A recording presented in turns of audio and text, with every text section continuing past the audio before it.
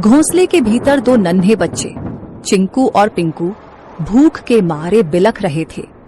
मम्मा, भूख लगी है, क्या कुछ खाने को मिलेगा मम्मा? पेट में कुछ नहीं है मम्मा, कुछ ला दो ना। चिकी की आंखें भर आईं। हे भगवान, मैं क्या करूं? कैसे बताऊं कि बारिश शुरू हो गई है, लेकिन मेरे बच्चों का रोना मुझसे देखा नहीं जाता। भीगूंगी, गिरूंगी, चाहे जो हो, लेकिन इन्हें भूखा नहीं देख सकती। रुको मेरे लाल, मम्मा कुछ ले आएगी, चाहे जान ही क्यों ना चली जाए। परंतु एक बात याद रखना, जब तक मैं नहीं आऊं, घोंसले में से बाहर भी मत देखना और बाहर भी मत निकलना, समझ गए ना? अब इन दो बच्चों की माँ घर पर नहीं थी और बच्चे घोंसले में अकेले थे। उनके लिए यह पहली बारिश थी जो उन्हें किसी अजूबे से कम नहीं लग रही थी।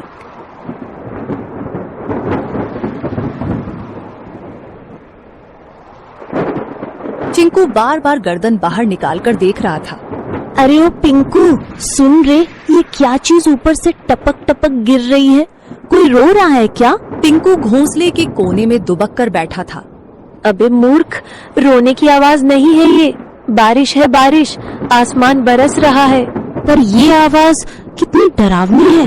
और पानी, इतना सारा पानी कहाँ से आता है रे? मत देख बाहर, मम्मा ने कहा था बिजली चमकी तो घोंसले समेत भस्म हो जाओगे। चिंकू सहम गया। हवा के साथ पानी की बौछारें घोंसले तक पहुंचने लगी थी। दोनों भीगने लगे। मम्मा कब आएगी पिंकू? भूख लग रही है यार, और डर भी। पिंकू कुछ नहीं बोला। उसकी आंखों में चिंता थी। मम्मा ने कहा था कि अगर मैं देर से लौटूं तो घबराना मत, चुपचाप बैठे रहना, डर से बड़ा कोई शिकारी नहीं होता। चिड़िया खाना लेने के लिए चली जाती है। चिकी चिड़िया को जंगल में कुछ गेहूं मिले।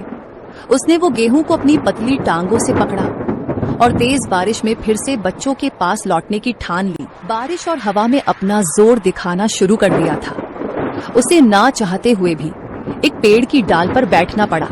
हे राम, बच्चे अकेले हैं, घोंसला खुला है और ये बारिश बढ़ती ही जा रही है। यदि बारिश थोड़ी सी भी कम हो तो मैं सीधी दौड़ती हुई उड़कर अपने बच्चों के पास पहुंच जाऊंगी। तभी बगल की डाली पर टोनी तोता फुर्र से आकर बैठा। अरे टुनी बहन, तू यहाँ क्या कर रही है इस तूफानी बारिश में? तुम्हें होश भी है कि बच्चे अकेले हैं? टोनी भाई, क्या करूं, उड़ नहीं पा रही, पंख गीले हो गए हैं। बहन, कल की बात बताऊं, मैं कबूतर बहन के घोंसले के पास से जा रहा था। क्या हुआ वहाँ? बहन, एक सांप आया था, बहुत लंबा और काला, चुपचाप डालियों के पीछे पीछे सरकता हुआ सीधा घोंसले तक पहुंच गया।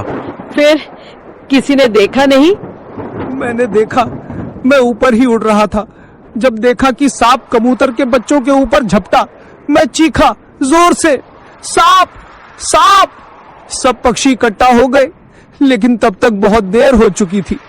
वो दो बच्चों को निगल गया बहन। चिकी सन्न रह गई। टोनी का चेहरा भावुक हो उठा। और जब कबूतर बहन आई ना, वो तो जैसे पगला गई थी। अपने घोंसले के पास आई तो देखा कि एक बच्चा खून से लथपथ पड़ा है और दो तो दिख ही नहीं रहे थे। वो बार बार पुकार रही थी, मेरे बच्चे, मेरे लाल, कहाँ चले गए तुम? उसके आंसू रुक ही नहीं रहे थे। अपने बचे हुए एक बच्चे को उसने पंखों में दबा लिया और फिर चुपचाप बैठ गई, जैसे दुनिया ही खत्म हो गई हो उसकी। मैं बता नहीं सकता कितना दर्द था उस माँ की आंखों में। टुनी की आंखें भर आईं। टोनी बोला, तू समझ रही है ना बहन, ये बारिश सिर्फ पानी नहीं लाती, भूख से तड़पते शिकारी भी लाती है। जल्दी निकल, पेड़ों की आड़ लेकर जा, मत रुक अब। चिकी चिड़िया उड़ती है और अपने घर की ओर जाती है।